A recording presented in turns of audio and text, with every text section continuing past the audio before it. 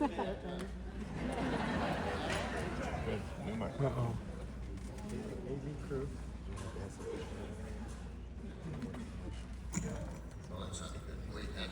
Now that's all you needed. You just needed to touch it. It's like Fonzie. Hey. So,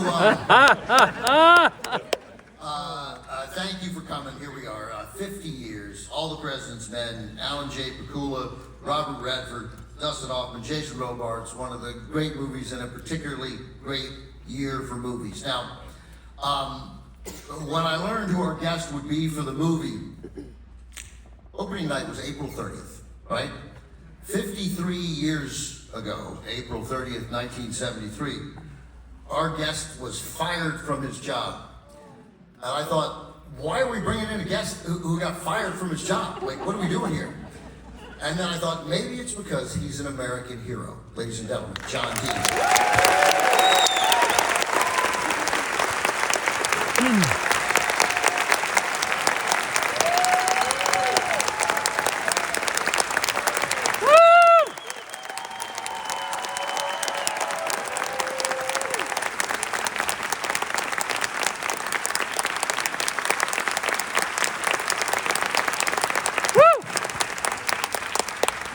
I don't have trouble with small microphones.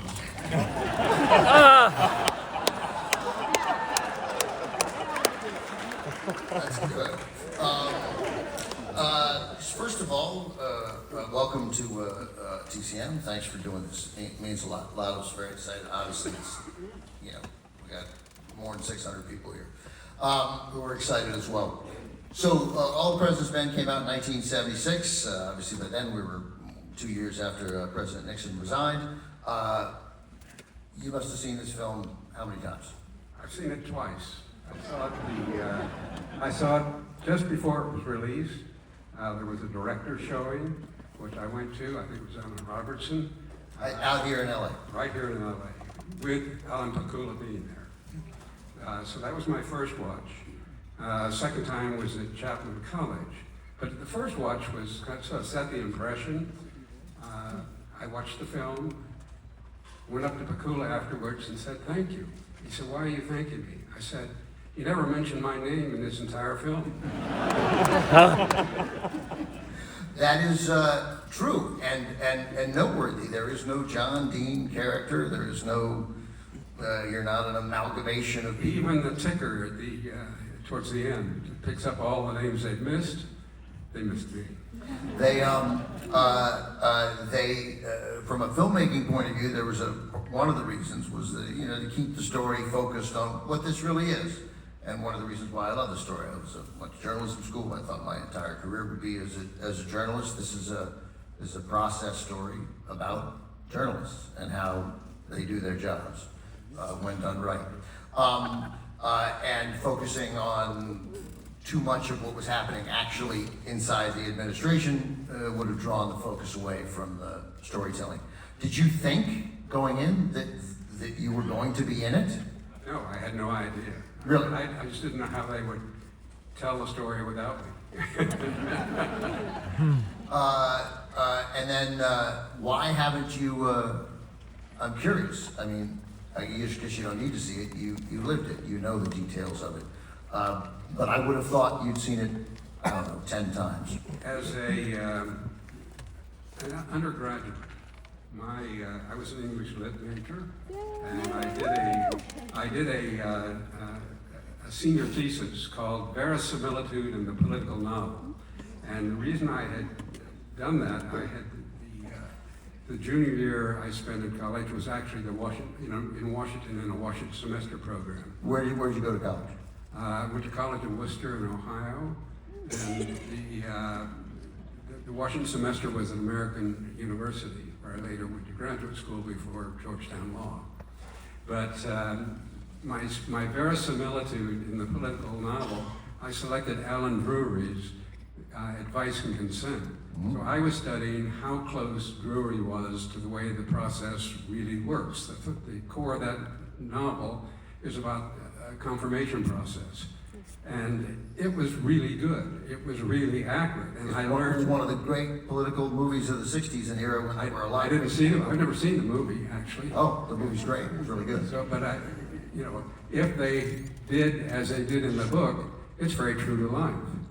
Well, I didn't have the same impression about All the President's Men, and we'll talk about that after the movie. No, that's a tease. And I immediately want to ask, for the love of God, why? But okay, it's going to be the first question after the movie, and then we're going to take questions from you guys. So that'll be my sole question as we get back. So, first of all, for those people, and it's always staggering to me, and this isn't a reflection on how smart anybody is. I'm just stunned by what people know and people don't know, and stunned by the things I don't know.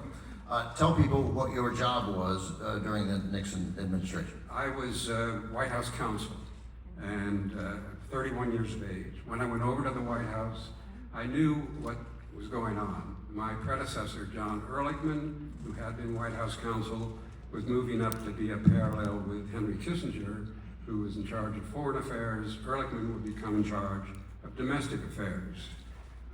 I knew that Ehrlichman was giving up the title, and he used the title to entice me out of the Department of Justice, where I had a great job.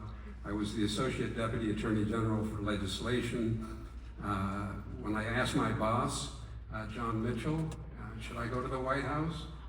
They were asking me kind of get permission before you come over. And he said, no. And when I asked the Deputy Attorney General, my immediate boss, I can't repeat in public what he said. He said, but that's interesting because those are two people who were very close to Nixon in the Nixon White House. Who was the deputy? Richard Kleindienst. So they both told you no, and yet not long after, they were prepared to have you take all the blame. They were prepared to have you take the fall. Yes, after. absolutely. Yeah. Absolutely. I've written books about that. It's a tough, short answer to give. But, well, yes. I'll just say that now it's wonderful that John's written books, and he's just told me backstage, he goes, I feel like I got 2 more books in me, which is fantastic. That'll be 15 and 16. So, actually, a number of the books have been generated by this town. I've had to constantly research Watergate. I recently did a foreword for a book about the so-called smoking gun tape that forced Nixon's resignation and how wrong they got it. And it was based on a memo I did just for my own files to say, well, he knew what was really going on. He just never told anybody. I said, well, I did tell people, but they didn't want to hear it at the time. give me a sense, and I get it, we don't have time and it's an incredibly long answer, but it can be a long answer. What is it? I've been with, I was with CNN for how many, 8 years? Yeah. I'm good at the fast answer. Okay, yeah, all right. Well, you can take longer than that as if we're on a cable news show where no one in the history of cable news has ever said, oh, what an interesting thought, I never considered it that way, thank you. So that happens a lot here. The moment when you realize, oh wait, I'm probably the fall guy here. You know, that is a movie moment, right? When a character realizes, oh wait, this whole thing, this crime, is going to be pinned on me. That must be I can't imagine a much more chilling moment in your life, or was it a slower roll? It was an instant moment. I was told by a secretary, who I've never revealed, and I can't do it yet, because I promised as long as she was alive and I was alive, I wouldn't do it. It's in my files, but a secretary told me, they're setting you up, John. And I said, they picked the wrong guy. Shortly after that, I released information to the Washington Post, New York Times, saying if you've decided I'll be your scapegoat, you selected the wrong guy.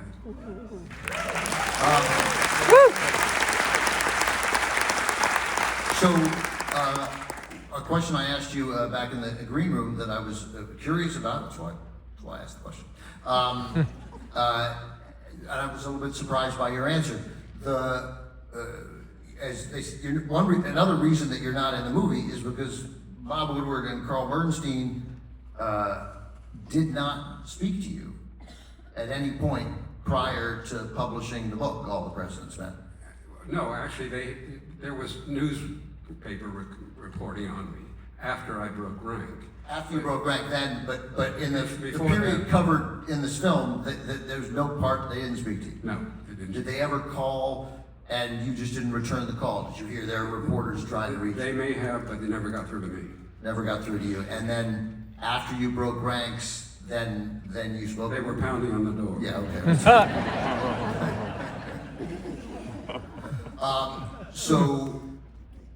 Okay, so people will feel better about, how many people have not seen All the President's Men?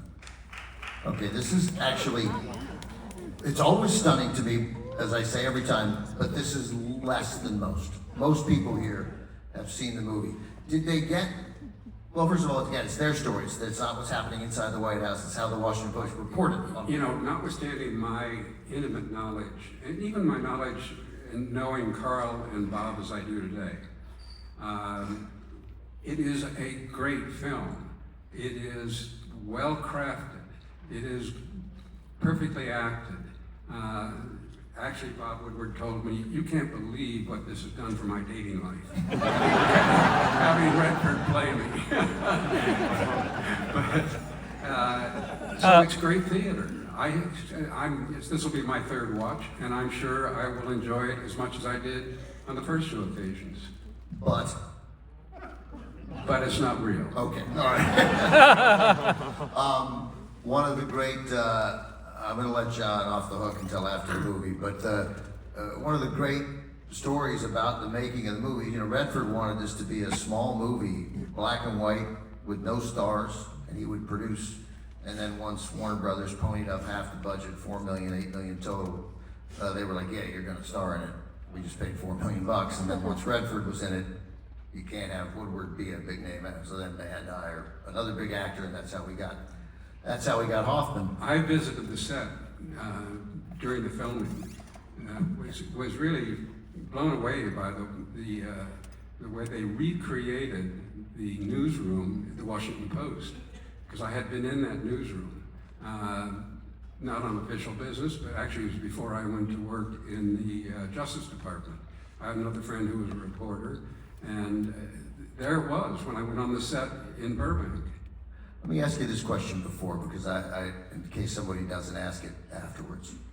It's not the main one of what they got wrong. So, knowing now, since you were at the Justice Department before, and as White House Counsel later, we now know that one way to get around some degree of illegality in the White House is just to get some lawyer at the Justice Department to write a memo that says, this is okay. I'm simplifying it, but that is a new legal strategy that has had some success. Was that the kind of thing that was ever discussed? Never discussed, never even contemplated. You couldn't have gotten a lawyer to do it back then. And I think a lot of law licenses are on the block for when this is over. Good. Well,